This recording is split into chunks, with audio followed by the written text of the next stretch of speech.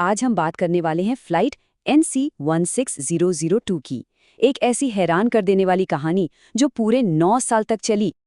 इंसानी हिम्मत की, उसकी सहन शक्ति की आखिर हद क्या है? आज की जो कहानी है ना, वो हमें इसी सवाल के बिल्कुल करीब ले जाएगी। एक ऐसी कहानी जहां 134 लोगों को अपनी हिम्मत की हर हर एक सीमा को तोड़ना पड़ा। तो कहानी शुरू होती है एक बिल्कुल आम सी उड़ान से। एक ऐसी रात जो बाहर से तो एकदम नॉर्मल लग रही थी, पर कुछ ही देर में ये एक ऐसे भयानक सपने में बदलने वाली थी जिसकी किसी ने कल्पना भी नहीं की थी। ये बात है 27 दिसंबर 1948 की। एक डगलस DC-3 विमान फ्लाइट NC-16002 फ्लोरिडा की ओर अपनी रूटीन उड़ान पर था। प्लेन में सब कुछ एकदम ठीक ठाक चल रहा था। और फिर बरमूडा ट्रायंगल के ठीक ऊपर अचानक कुछ ऐसा होता है जिसके लिए कोई भी तैयार नहीं था। प्लेन एक अजीब भयानक तूफान में घिर जाता है और देखते ही देखते सारे कंपास पागल हो जाते हैं। रेडियो का संपर्क टूट जाता है और फिर पूरी की पूरी बिजली चली जाती है। कैबिन में घना अंधेरा छा जाता है। सोचिए जरा उस वक्त का माहौल। करीब 30 मिनट की उस खौफनाक उथल-पुथल के बाद प्लेन तूफान से बाहर तो निकल आता है, लेकिन एक और बड़ी मुसीबत सामने खड़ी थी। प्लेन के दोनों इंजन बंद हो चुके थे। अब वो बस नीचे गिर रहा था और सामने सिर्फ एक ही चीज थी, एक अनजान द्वीप। एक ऐसा द्वीप जिसका नामो निशान किसी भी नक्शे पे नहीं था। अब बचने का कोई रास्ता नहीं था सिवाय क्रैश लैंडिंग के। और किसी चमत्कार की तरह वो क्रैश तो हुए पर बच गए। जान तो बच गई थी, लेकिन ये तो बस एक भयानक सफर की शुरुआत थी। अब उन्हें एक ऐसी सच्चाई का सामना करना था जो बहुत ही बेरहम थी। उस प्लेन में कुल 134 लोग थे और हैरानी की बात ये थी कि सभी के सभी जिंदा थे। पर वो एक ऐसी जगह पर फंसे थे जिसका बाहरी दुनिया से कोई लेना देना नहीं था। वो पूरी तरह से कट चुके थे।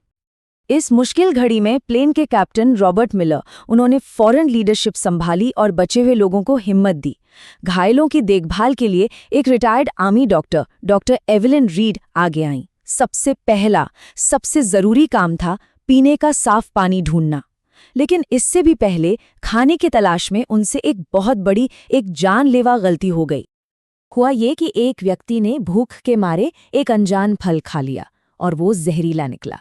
कुछ ही घंटों के अंदर तड़प कर उसकी मौत हो गई। ये उस द्वीप पर हुई पहली मौत थी और इस एक मौत ने सबको ये एहसास दिला दिया कि ये जगह कितनी खतरनाक है। सब अंदर तक हिल गए थे। लेकिन देखिए, इतनी निराशा के बीच भी उम्मीद की कुछ छोटी-छोटी वजहें थी। जैसे कि एक टीनेजर लड़के ने अपने चश्मे के लेंस का इस्तेमाल करके आग जला दी। ये उनके लिए एक बहुत बड़ी जीत थी। और तो और इंजीनियर आर्थर वेस्ट ने किसी तरह टूटे हुए रेडियो को जोड़ा और एक हल्का सा मेडे सिग्नल भेजने में कामयाब भी रहे। पर अफसोस, बैटरी ने दम तोड़ दिया। जब 10 दिन बीत गए और कोई मदद नहीं आई, तो 5 लोगों का धीरज जवाब दे गया। उन्होंने एक छोटी सी नाव बनाई और चुपके से समंदर में निकल पड़े। वो 5 लोग, वो कभी वापस नहीं आए। समंदर ने उन्हें निगल लिया या उनके साथ क्या हुआ, ये हमेशा के लिए एक राज बनकर रह गया। अब उस द्वीप पर सिर्फ 128 लोग बचे थे। इस घटना के बाद बचे हुए लोगों को ये बात साफ हो गई कि मदद शायद नहीं आने वाली। उन्हें इसी द्वीप पर लंबे समय तक जिंदा रहना सीखना होगा। और यहीं से शुरू हुआ सालों का एक लंबा सफर, संघर्ष और उम्मीद के बीच झूलता हुआ। बाहरी दुनिया में 6 महीने बीतने के बाद सरकार ने खोज अभियान बंद कर दिया और उन सभी को मृत घोषित कर दिया। पर यहाँ इस द्वीप पर जिंदगी चल रही थी। 1.5 साल बाद द्वीप पर पहले बच्चे का जन्म हुआ। एक नई जिंदगी जो सबके लिए एक नई उम्मीद बनकर आई। फिर 2 साल पूरे होने पर उन्होंने भागने की अपनी सबसे बड़ी और सबसे महत्वाकांक्षी कोशिश की। महीनों लगाकर एक बड़ी नाव तैयार की। 25 लोग उस नाव पर सवार होकर निकले, लेकिन ये कोशिश एक भयानक त्रासदी में खत्म हुई। एक तूफान ने उनकी नाव को तहस नहस कर दिया और उन 25 में से सिर्फ 9 ही वापस लौट पाए। उस एक कोशिश में 16 जानें चली गईं और इससे पहले भी बीमारी, भूख और नाउम्मीदी से कई लोग दम तोड़ चुके थे। अब उनकी गिनती घटकर सिर्फ 98 रह गई थी। इस हादसे ने उनके हौसलों को पूरी तरह से तोड़कर रख दिया था। और इस बड़ी त्रासदी के बाद जो थोड़ी बहुत एकता बची थी, वो भी टूटने लगी। अब उनकी कहानी के सबसे काले दौर की शुरुआत होती है। एक ऐसा दौर जहां उम्मीद लगभग दम तोड़ चुकी थी। कम होते खाने और संसाधनों ने लोगों के बीच एक गहरी दरार डाल दी। वो दो गुटों में बंट गए। एक तरफ थे कैप्टन मिलर और उनके साथी, जिनका मानना था कि हमें भागने की कोशिश कभी नहीं छोड़नी चाहिए, हमारा घर, हमारी दुनिया वापस लौटना हमारा फर्ज है। और दूसरी तरफ वो लोग थे जो अब हार मान चुके थे।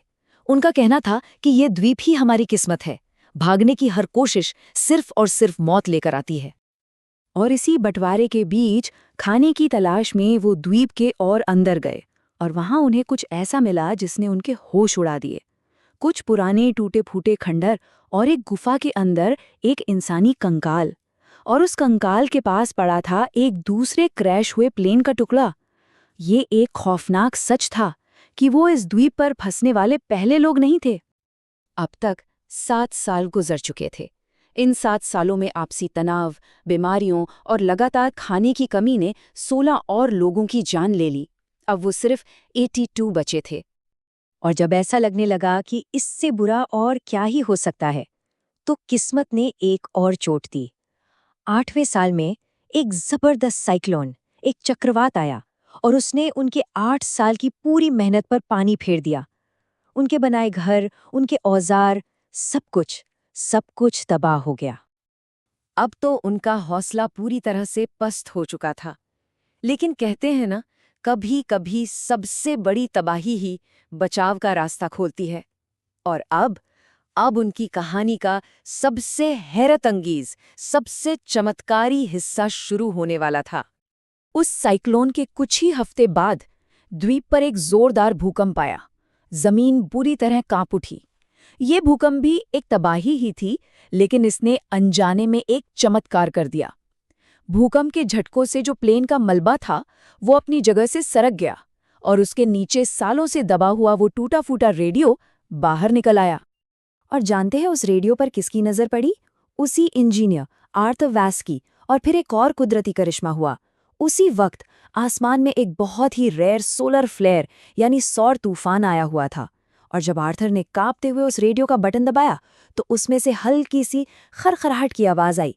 सोचिए उस पल को। कांपते हाथों से उन्होंने माइक उठाया और 9 लंबे सालों में पहली बार दुनिया को आवाज लगाई। बस उस एक रेडियो कॉल ने सब कुछ बदल कर रख दिया। अमेरिकी नेवी ने फौरन एक रेस्क्यू ऑपरेशन लॉन्च किया, और पूरे 9 साल बाद 82 थके हारे, कमजोर लेकिन जिंदा लोगों को उस द्वीप से बाहर निकाला गया। ये आंकड़े देखिए, ये खुद उस अविश्वसनीय सफर की कहानी बताते हैं। 134 लोगों से शुरू हुआ सफर, और आखिर में 82 लोग जो 9 सालों तक मौत को चकमा देते रहे। जब ये लोग दुनिया के सामने आए, तो इनकी कहानी ने सबको हैरान कर दिया। और ये कहानी हमें एक बहुत गहरे सवाल के साथ छोड़ जाती है कि जब इंसान से उसका सब कुछ छिन जाता है, तो उम्मीद क्या है? क्या ये एक चॉइस है, एक फैसला जो हम लेते हैं, या फिर जीने की एक बुनियादी जिद, एक इंस्टिंक्ट? इस बारे में सोचिएगा जरूर।